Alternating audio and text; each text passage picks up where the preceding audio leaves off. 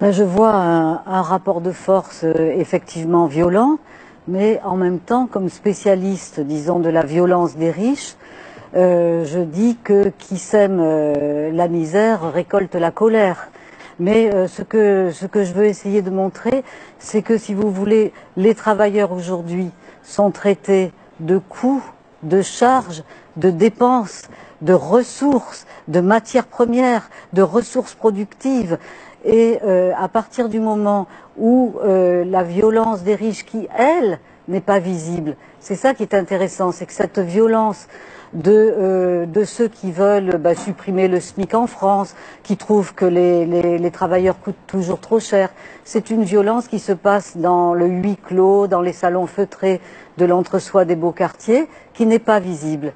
Eh bien, moi je leur dis à tous ces gens qui défendent les intérêts, comme M. Valls l'a fait, les intérêts des puissants, de l'oligarchie à laquelle il appartient, moi je dis que ce sont des bourgeoisistes, que ce sont des militants du système néolibéral et que les travailleurs, ils défendent aussi leurs intérêts et leur droit à simplement vivre normalement sur cette terre où ils sont de passage comme nous tous.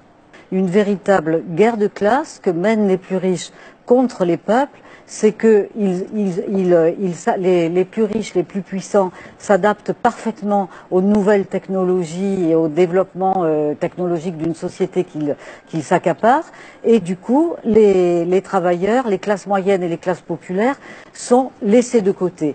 Et il y a une phrase du pape François que je trouve très belle. Il écrit les ouvriers sont passés du statut d'exploité à celui de déchet. Et c'est cette notion, comme j'ai dit tout à l'heure, de coût, de charge, de déchets, de parasites, de parias, de voyous. Alors que moi, ou nous, dans nos enquêtes, qui sont les voyous dans notre dernier livre?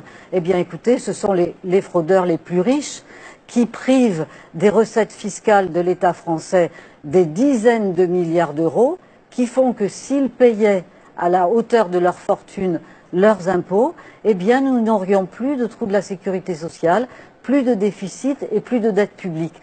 Puisqu'il y a 85 individus sur la Terre qui concentrent autant que la moitié de la planète. L'année prochaine, ce sera 60 Crésus.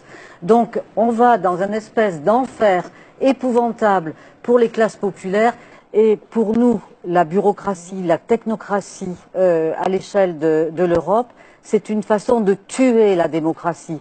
C'est-à-dire, ça met un écran de fumée qui vient empêcher la communication entre les citoyens et les oligarques qui aujourd'hui occupent toutes les institutions comme le FMI, qui ne sont pas des institutions élues, qui sont des institutions qui sont créées par les oligarques pour défendre leurs intérêts à l'échelle du monde.